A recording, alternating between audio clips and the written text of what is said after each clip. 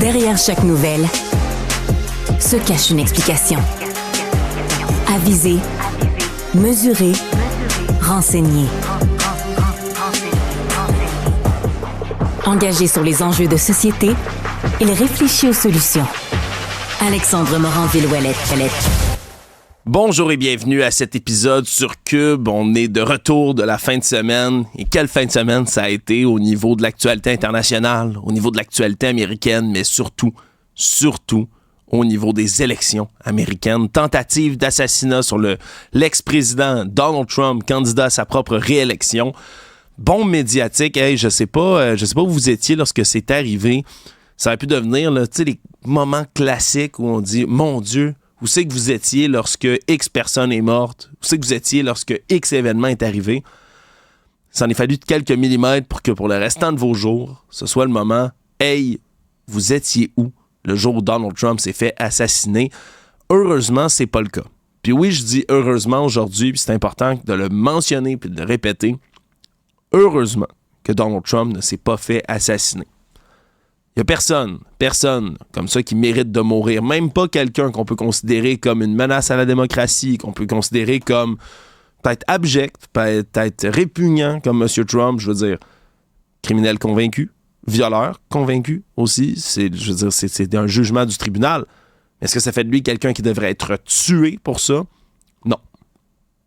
Il n'y a pas d'excuse acceptable pour faire de l'appel à la violence. Il n'y a pas d'excuse acceptable non plus pour réclamer la mort de quelqu'un. C'est aux urnes que ça va se régler du côté des États-Unis, non avec la violence. Donc, c'est tout un événement là, qui est survenu, puis vous comprendrez que tout au long de l'épisode du jour, on va en parler en long et en large. Un moment où on sait que les tensions sont tellement exacerbées aux États-Unis qu'il y a des gens qui sont prêts à faire à peu près n'importe quoi pour voir leur candidat l'emporter.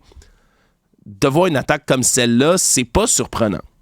C'est déplorable, c'est absolument condamnable, mais c'est pas surprenant du tout. Et là, c'est l'après. C'est ce qui suit une tentative comme celle-là qui va être intéressant à suivre. Je rappelle les faits tout d'abord. M. Trump est en train de donner une allocution, il est dehors. Il y a le classique périmètre de sécurité autour qui est dressé par les forces de l'ordre, par les services secrets, qui continuent à le protéger d'ailleurs, là, même quand tu es un ancien président. Tu as comme cette protection-là à vie. Là. On s'entend, tu es quelqu'un d'assez important, puis visé par tellement de violence que c'est normal que tu sois protégé.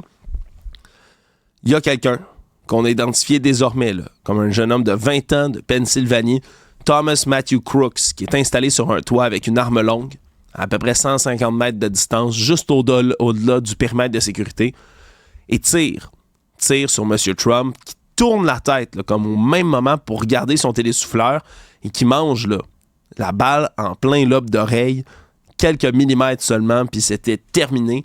Au final, tout ce qu'il y a, c'est quelques petites éclaboussures de sang sur lui, c'est un lobe d'oreille, c'est tout. C'est tout. Vraiment. Miraculeux. Là, il y a les agents des services secrets qui se lancent sur lui, qui le relèvent. Puis là, je le sais, là, on va passer à ça dans quelques instants. Il y a des gens qui se disent « Ouais, comment ça, il est resté là, il a pu prendre une pause, il a pu lever son poing. » Regardez, on n'a pas encore tous les détails de cette histoire-là. M. Trump, clairement, c'est son genre de vouloir faire un spectacle avec la chose. Puis on est obligé de le reconnaître, mon Dieu, qu'on l'aime ou qu'on l'aime pas. Quel spectacle. Regardons les images, là, juste la photo, tout d'abord. Là, la photo mythique, là, je pense qu'il va passer à l'histoire. Encore une fois, qu'on aime M. Trump ou pas, hey, point dans les airs, drapeau américain qui flotte, service secret, oreilles et joues ensanglantées. Wow! Je veux dire... On se comprend que M. Trump et ses supporters ont envie là, de le placer en martyr, puis le fait comme ça qu'il soit juste légèrement blessé, qu'il n'y ait presque rien, qu'il puisse continuer de faire sa campagne comme si de rien n'était, là, ça va jouer dans son image de dur, de gros tough, qui est capable de passer au travers d'à peu près n'importe quoi. On se comprend que ça joue dans sa main, mais quand même, regardons le juste, cette fois-ci, la vidéo de l'attentat. Pour ceux qui nous suivent là, en direct, ça vaut la peine de regarder. Regardez exactement ce qui se passe au moment où il reçoit la balle. Take a look at what happened.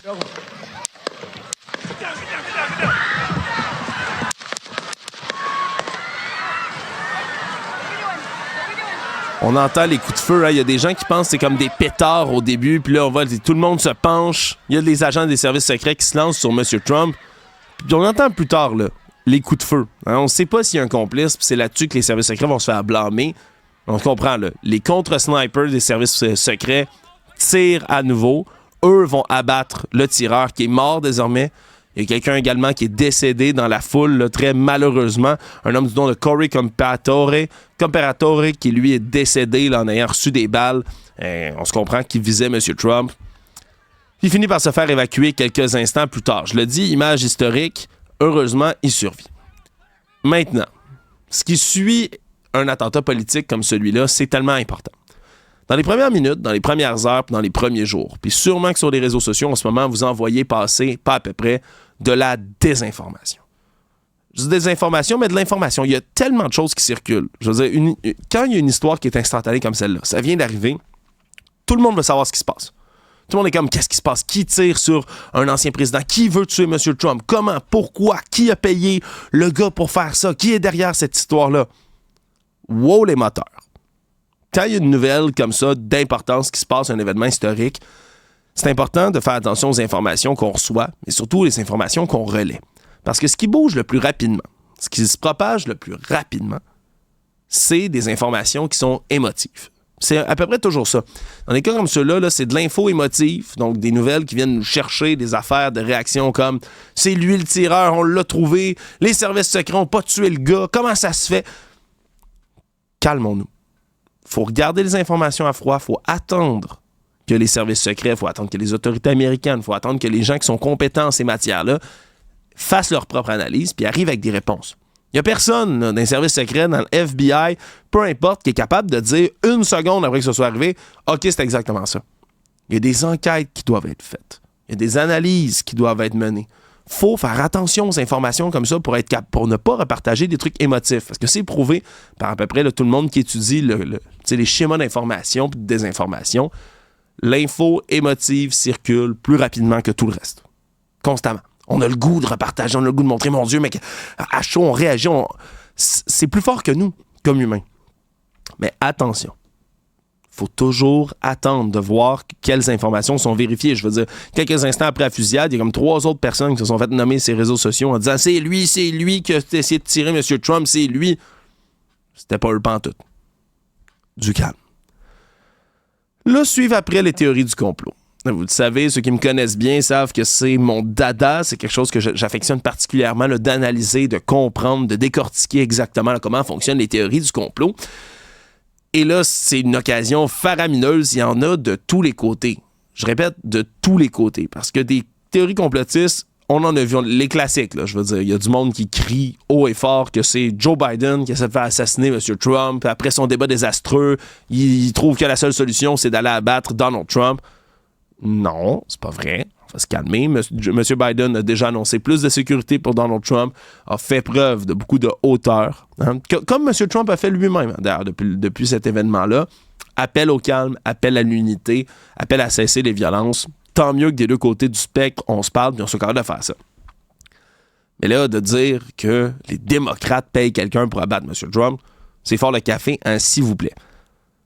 Mais c'est pas juste de ce côté-là, là, parce qu'après ça, on dit les services secrets ont été payés, ils ont laissé le tireur s'approcher plus près, ils ont des témoins qui auraient signalé que le tireur était sur un toit puis personne ne faisait rien. Là, c'est toutes des informations comme ça à contre-vérifier. Puis il va y avoir une enquête sur le travail des services secrets, puis c'est important. Là. Qu'il y ait quelqu'un qui ait pu se rapprocher aussi près, c'est vrai que c'est anormal. Mais est-ce que ça veut dire qu'il y a un complot massif pour être capable d'aller abattre M. Trump? On va se calmer. Quand je dis que ça va des deux côtés, les théories complotistes, ben, c'est drôle, hein, mais il y a un nouveau mouvement qui commence à émerger. On a ri longtemps et souvent de QAnon, hein, cette mouvance d'extrême droite qui parle de M. Trump comme le Messie qui s'en vient sauver l'Amérique, que les démocrates, c'est des cabales pédosatanistes qui font du trafic d'enfants, qui les sacrifient dans des rituels à Satan pour être capables de boire leur sang et vivre plus longtemps. Je vous épargne les détails, mais c'est une espèce de théorie du complot qui fait boule de neige, même ici au Québec, depuis déjà plusieurs années. Mais là, un nouveau mouvement, on appelle ça Blue Anon. Blue, référence à la couleur bleue, la couleur du Parti démocrate. Puis tout ça qui parle de, des espèces de théories du complot inverse. Là, c'est du monde, souvent plus à gauche, souvent du côté des démocrates, qui disent « Ouais, cet attentat-là, c'est complètement organisé, là. C'est M. Trump, c'est le Parti républicain qui ont organisé un faux attentat. C'est du faux sang qu'il y a sur sa joue. C'est une fausse blessure qu'il y a à son oreille. C'est pas un vrai tireur. Puis tout ça, c'est de la poudre aux yeux pour être capable de transformer Donald Trump en martyr.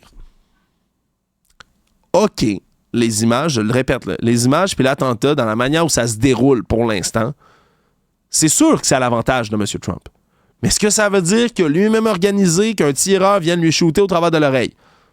Non.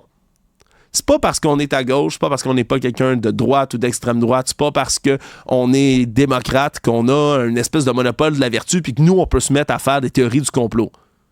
C'est vraiment important de le mentionner. C'est vraiment important de le dire.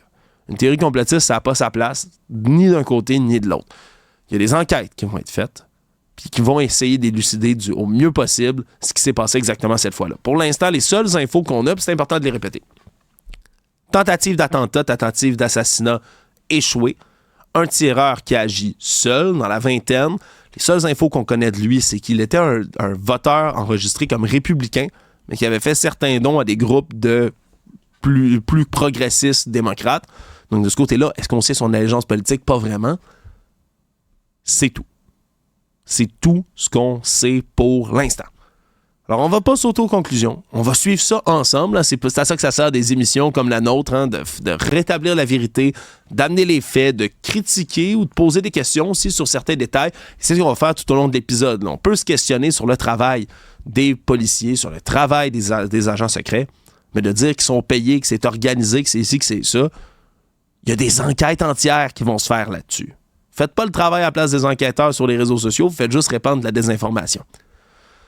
Terminant là-dessus, c'est important de rappeler une chose. C'est qu'aux États-Unis, puis même s'ils n'ont pas ce monopole-là hein, de la violence politique, Pauline Marois, ici au Québec, s'est fait tirer au Métropolis, je le rappelle. Là. Si l'arme du tueur s'était pas enrayée, c'était fini pour Mme Marois.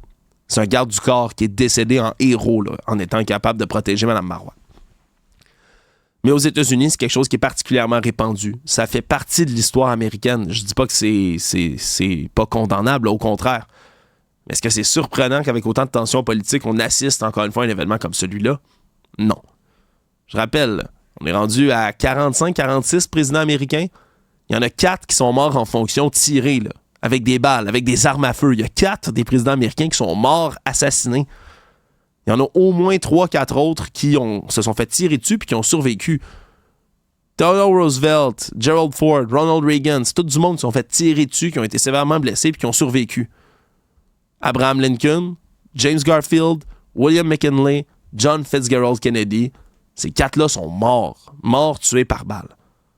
Alors ça fait partie de l'espèce d'histoire politique américaine, ces violences-là. Elles sont encore condamnables. C'est très bien là, qu'en ce moment, et M. Trump et M. Biden fassent des appels à l'unité puis des appels au calme, parce que là, il faut tempérer les choses. Il faut arrêter de disséminer de l'information puis du n'importe quoi puis des rumeurs partout. Attendre que les faits sortent. Puis après ça, juger le reste, puis on se rendra jusqu'à la question de l'urne pour les États-Unis.